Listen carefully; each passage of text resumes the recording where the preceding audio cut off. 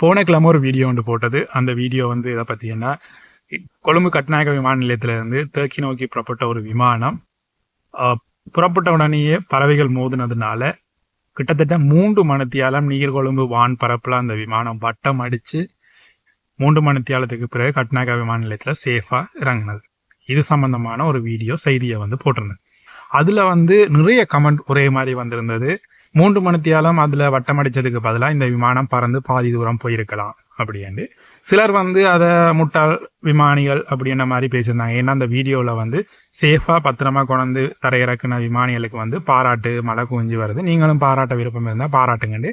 அதில் கிட்டத்தட்ட ஒரு 600 கமெண்ட்டுக்கு மேலே போயிட்டுது. அதில் ஒரு 550 கமெண்ட் வந்து வாழ்த்து சொல்லி போட்டிருக்காங்க.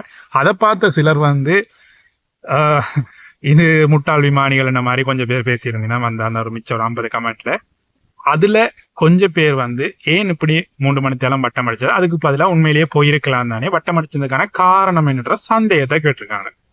ஸோ இந்த திட்டுநாக்கள் வந்து அவர்கள் விமானிகளை விடவும் விமானங்களை உற்பத்தி பண்ற தொழில்நுட்பவியலாளர்களை விடவும் இதுக்கான சட்டங்களை வடிவமைத்தவங்களை விடவும் புத்தி கூடினவங்களா இருக்கும். அதனாலதான் அப்படியான விஷயங்களை சொல்லியிருக்காங்க. ஸோ அவங்கள விட்டுருவோம். இந்த சந்தேகத்தை கேட்டவங்களுக்கு எனக்கு தெரிஞ்ச விளக்கத்தை வந்து நான் இந்த வீடியோல சொல்ல போறேன். அதுக்கு தான் இந்த வீடியோ.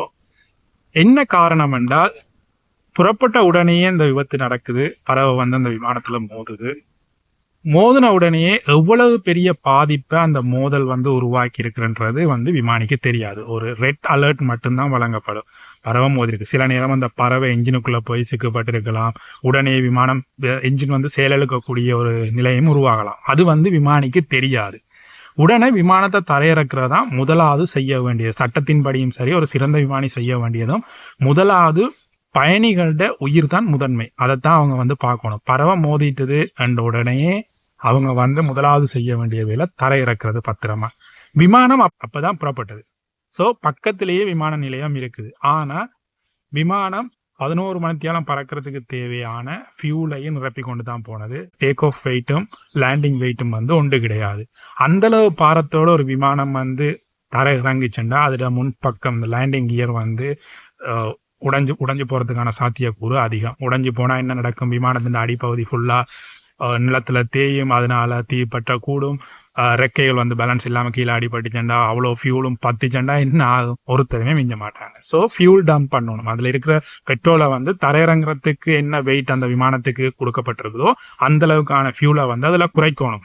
ஆனால் அந்த விமானத்தில் A330 வந்து அந்த டெக்னாலஜி வந்து இல்லை, அந்த தொழில்நுட்பம் வந்து இல்லை. அதனால அது அந்த விமானம் வந்து இப்படி ஏதாவது ஓடித்தான் கழிக்கணும்.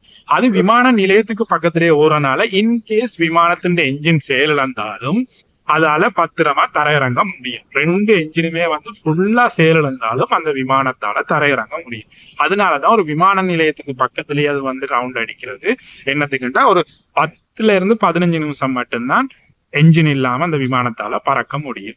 அதுவும் 33,000 அடி உயரத்துல இருந்தாதான் 15 நிமிஷம் அதால பறக்க முடியும். கிட்டத்தட்ட 120 கிலோமீட்டர், மேக்சிமம் போனா 150 கிலோமீட்டர். இந்த கிலோமீட்டர் ரேஞ்ச் வந்து காத்தின் வேகம், காலநிலைகள் எல்லாத்தையும் பொறுத்து மாறுபடலாம்.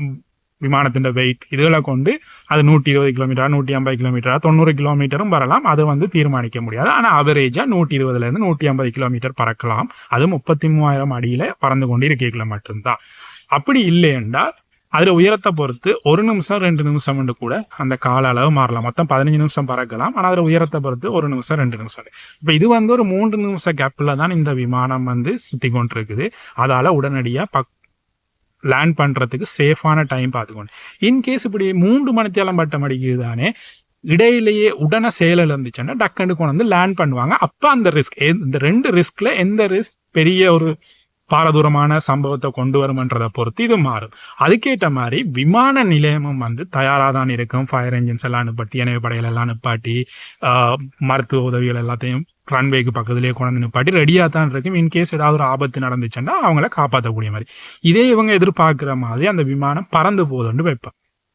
பறந்து போவைங்க ஒரு 200 கிலோமீட்டர் தூரத்தில் ஏர்போர்ட் இருக்கேக்கில் ஏதாவது ஒரு பாதிப்பு நடந்தால் அவங்கள காப்பாற்ற முடியாது. கடலுக்குள்ளே தான் கொண்டு போய் விழும். இல்லைன்னா எங்கேயும் ஒரு சேஃப் இல்லாத ஏர்போர்ட்ல தான் இறக்கணும். என்ன நடக்கும்? அதுக்காகத்தான் அந்த விமான நிலையத்துக்கு பக்கத்துலேயே அது 3 மணித்தியாலம் பட்டம் அடிச்சது. அது மட்டும் இல்லாமல் விமான நிறுவனங்கள் என்ன யோசிக்க வேண்டாம், எங்கேருந்து புறப்பட்டுச்சோ அங்கேயே வந்து இந்த விமானம் தரையிறங்கிச்சுண்டா, ஏன்னா கூடுதலாக அந்த 2 நாட்டு மக்கள் தான் அதில் கூடுதலாக இருக்க போகிறாங்க. அவங்களுக்கான அடுத்த விமானத்தை ரெடி பண்ணி அவங்கள பத்திரமா போக வேண்டிய இடத்துக்கு உடனடியாக அனுப்புறதும் இலகுவாக இருக்கும். எல்லா விமானமும் எல்லா நாட்டுக்குள்ளேயும் உடனே போகாததுக்கான அனுமதிகள் வேணும். ஆனால் இங்கே டர்க்கிட விமானம் இலங்கைக்கு வாரத்துக்கான எல்லா அனுமதியும் முன்னுக்கே வழங்கப்பட்டிருக்குது. எந்தெந்த விமானங்கள் வரலாம், எந்தெந்த பிரிவில் வரலாம்ன்றது வழங்கப்பட்டிருக்கும். அதனால இது வந்து ஒரு ஈஸியான வழி. அதனால தான் எங்கே புறப்பட்டதோ அங்கே தான் லேண்ட் பண்ணணும். சட்டமும் அந்த வான்பரப்பில் பொதுவான சட்டங்கள் தான் எல்லா நாட்டுக்கும் பயன்படுத்தப்படுது. அந்த சட்டங்களும் இதே தான் சொல்லுது. ஸோ இதுக்காகத்தான் அந்த விமானம் வந்து 3 மணித்தியாலமாக நீர்கொழும்பு வான்பரப்பிலேயே சுற்றி திரும்பியும் கட்டுநாயக்கா விமான நிலையத்தில் பத்திரமாக தரையிறங்கியது. எங்களுக்கு ஒரு விஷயம் தெரியலைன்னா அதை சந்தேகமா ஏன் பிளேன் ஸ்பாட்டராக இருக்கிறேன்டா பார்த்தீங்கன்னா தெரியும். இந்த ஒரு ஃப்ளைட் இப்போ தான் போய் மறைஞ்சிட்டு மேகத்துக்குள்ள இன்றைக்கு மேகம் மூட்டமற்றதுனால சத்தம் உங்களுக்கு கேட்கக்கூடியதாக இருக்கும். ஸோ இதனால தான் எனக்கு இந்த விமானத்தில் இவ்வளவு ஆர்வம். ஒரு விஷயம் தெரியலைன்னா நாங்கள் அதை கேட்டு தெரிஞ்சு கொள்ள ட்ரை பண்ணணும். ஸோ இந்த மாதிரியான நெகட்டிவ் கமெண்ட்ஸ் வேணாம் அப்படி போட்டவங்களுக்காக இந்த வீடியோ உங்களுக்கான பதில் ஓரளவுக்கு கிடைச்சிருக்கு. நான் வந்து இதில் என் வீடியோஸ் எல்லாம் பார்த்தீங்கன்னா தெரியும், எப்படி எளிமையாக புரிய வைக்க முடியுமோ நான் எப்படி விளங்கி கொண்டனோ அதை தான் கொண்டு தாரேன். அதை சரி பார்த்து தான் உங்களுக்கு கொண்டு தாரேன். அதனால பிழையண்டு இல்லை, ஆனால் அதை சொல்கிற விதம் வந்து டெக்னிக்கல் வைஸாக வந்து இருக்காது.